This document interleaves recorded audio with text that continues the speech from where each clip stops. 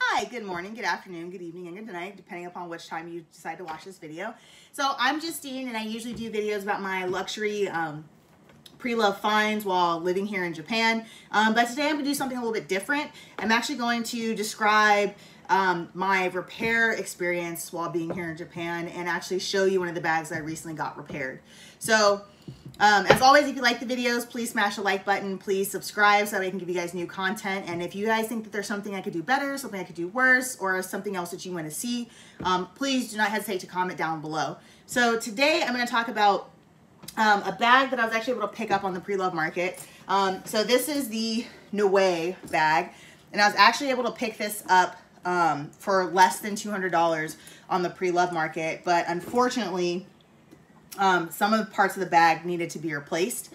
So what I did was I picked this bag up and I found a lot of the errors, or should I say like a lot of the cracked leather was actually on the side straps, and of course the top part, the top lip part, so and the actual strap itself. So what I did was I actually took this bag into my sales associate in Tokyo, and I had her replace the leather straps on the side and the leather on top, as well as replace the handle. So altogether that cost me less than $500, about $500, $600. And the turnaround time would have normally been a lot quicker than it was previously, but because of coronavirus and due to the lockdown, it actually got delayed. So I dropped this bag off in around February time frame. I dropped off a whole bunch of bags to have them fixed, and this one came back. I've been getting a lot of my bags back piecemeal, so I dropped off like almost 8 to 9 pieces to get fixed, and so this was one of the ones I was actually able to come back in a decent amount of time. So let's talk about the experience. So I first walked in, they kind of sort of know me by name and by face and by all the bags that I bring in. So I have a sales associate in the Tokyo store for Louis Vuitton, and her name is, oh my gosh, Yoko. Her name is Yoko. I apologize. So I took it into her and I told her I wanted the leather straps replaced and I wanted the leather trim as well as the handle replaced. So while she took the bag in, she inspected it, everything was fine. And so then she took the bag from me and went to, and she sent it off. So, of course, coronavirus happened and there were a lot of issues, but on the plus side, I was able to get the bag back. So when I finally got the bag back, I received this bag in a box with brand new dust cover for this bag, as well as they replaced the brass hardware on the sides, which was really, really good. But the only thing that I did not like about getting the bag back was the serial number. So the serial number was no longer on the side strap where it should be. Because the bag was repaired locally in Japan, they actually did not replace the serial number. Now, if the bag would have been sent off to, let's say, like Italy or France, then the serial number would have been replaced, but it was not. But have no fear. It's okay because this bag is already in Louis Vuitton system as me owning it and the repair being done to it. So that was a plus. So the leather strap. So this strap was replaced, easy peasy. It was not really a problem. It just came brand new. I think I got the old strap back. So I got all the old leather pieces back, which also has the serial number on it. So that was also a plus. But I wanted to do something different with this handle. So I was watching Autumn Beckman, and I usually say this, this is like the second or third time I've actually referenced her. So I was watching Autumn Beckman, and she had, I want to say, she has one similar to this, if not the same exact bag. But what she did with her strap was that she put gold clips on it, so that way she could actually clip the bag, clip the handle to the D-rings. So when I first saw it, I was like, huh, that's interesting. I wonder if she actually like got the clips from Louis Vuitton. I was actually curious if Louis Vuitton even sold the clips, or like how I would go about doing that. So I think she actually replaced them with non-Louis Vuitton clips, and I did not want to do that. So then I was trying to figure out like how am I going to replace this with the clips. So thankfully, as good as Japan is about the pre-love market for their bags, sometimes they know that people want pieces off of other pieces. So what I did was I actually found this leather strap, which is like, there's no saving this leather strap. Like, this leather strap is just like,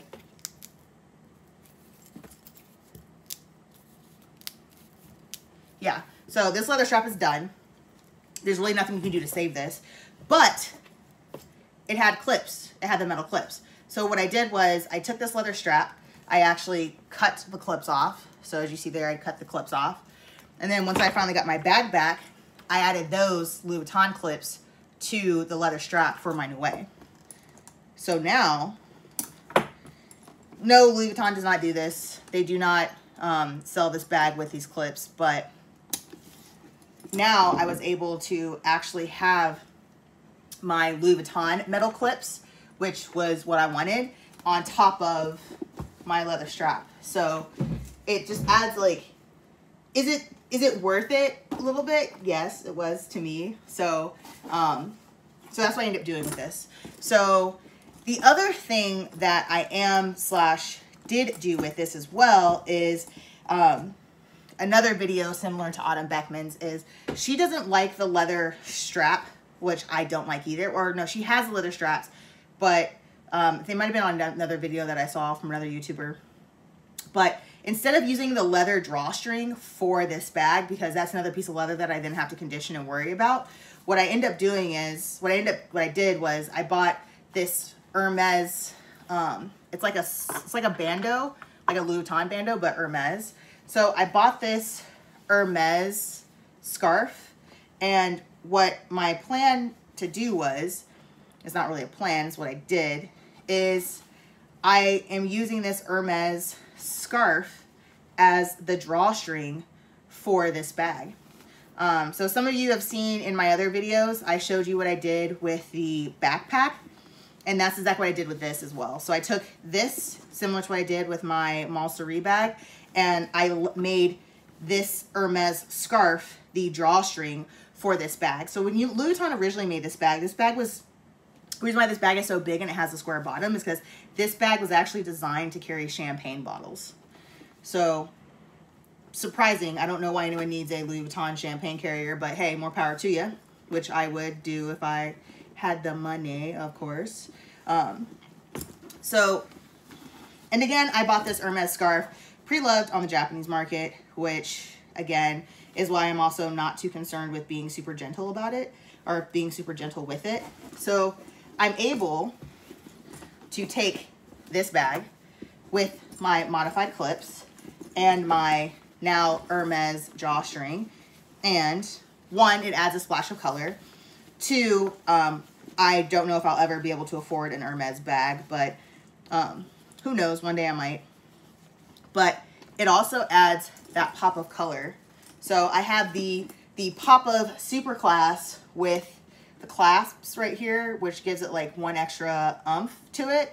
And then I also have the pop of color with the Hermes scarf. So as I carry this bag, I have that one little pop of color, and I'm able to carry this beautifully. And so the scarf for Hermes didn't cost me more than $200. So altogether, I spent roughly $1,100 total for the bag, the scarf, the clips, and all of the repairs. So I spent about $1,100. And with that $1,100, I still spent less than if I would have bought this brand new. And on top of it, this is also a vintage piece. So, yeah. So, boom. It's a vintage piece. It also looks very different because there's not too many bags I see that have these little clips on here. So, that was it. Yeah, that's really it. So, I'm going to go ahead and condition this bottom leather piece one more time. The bottom leather is, it wasn't super, super bad. It has its moments, which I know eventually in the future I'm going to have to replace the bottom of this leather, the leather on the bottom. But it wasn't a necessity for me to replace it right now. So I'm just going to hold off on it because there's no point in me replacing it if I'm just going to, there's no point in me replacing it right now because it doesn't really need to be replaced. And in the event that it does need to be replaced, then I will have it replaced before I leave Italy. So once I leave Italy, if there's any other repairs that I need done, I'll do it when I come back to Japan. But yeah, so essentially the greatest part about living overseas and the greatest part about buying pre-loved items while in Japan is the fact that the Louis Vuitton in Japan, most of the Louis Vuittons in Japan, they're not afraid to repair your bag, if that makes sense. So I did get another bag repaired, and it had some cracks in the canvas, and I have heard horror stories about Louis Vuitton not taking any bags that have cracks in the canvas. But this bag it's a very old bag. It's like almost pre-date code old bag. So I was worried that they wouldn't take it, and I was worried that they wouldn't repair it, and then it just would have created so much more of a headache.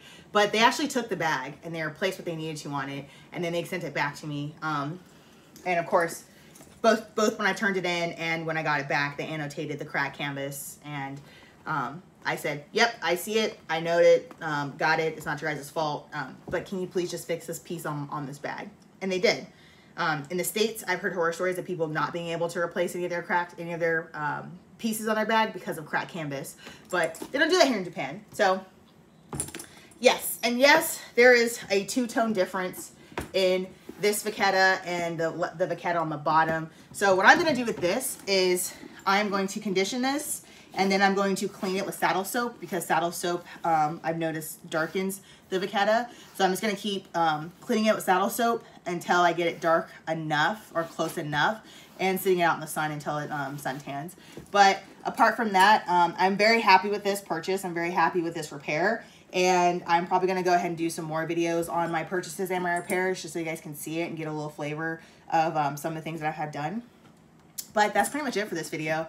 So thank you, and as always, thank you. I appreciate it. If you like this video, please smash the like button. If you want to see more videos, please subscribe, and always leave comments down below. I try to read all of them. I'm pretty small, so now I'm able to read all the comments. But if you want to see something different, or if you want to see something new, or if you want me to go further in detail on certain things that I've done here, please don't hesitate to ask. And as always, happy hunting. Good luck finding your things that you've always wanted and your unicorn pieces. I know I've definitely found some unicorn pieces, and it's always made me happy. So as always, farewell, auf Wiedersehen, arrivederci, and happy hunting.